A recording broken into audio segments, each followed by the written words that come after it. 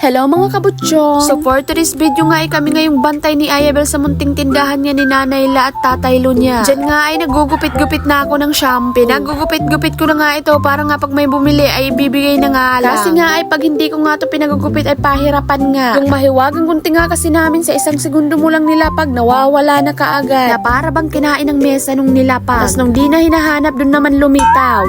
Ay Diyos mio naman talaga, kaloka. Diyan nga ay tamang laro-laro nga lang si Ayabel sa binigay kong kumbi. Tamang laro-laro nga lang siya dyan kasi hindi pa niya pwedeng kainin yan. O baka sa Makalawa makikita niyo si Ayabel nang momokbang na ng candy dito sa tindahan. May nga lang, hindi nga maganda yung bata na sinasanay nga sa mga candy. Sobrang mabilis nga kasi yan makabulok ng ngipin. Kaya kawawang-kawawa yung mga bata pag sumasakit na yung ngipin. Halos nga di makakain. Pwede naman bigyan ng candy yung mga bata paminsan-minsan. Siyempre at part din yan ng childhood journey nila. At hindi nga yan maiiwasan. Pag hindi mo binigyan, lalabas talaga yung tantrums nila. Diyan nga ay i-watch nyo na nga muna si Ayabel habang nako-confuse nga kung anong pinagagagawa ng mama niya.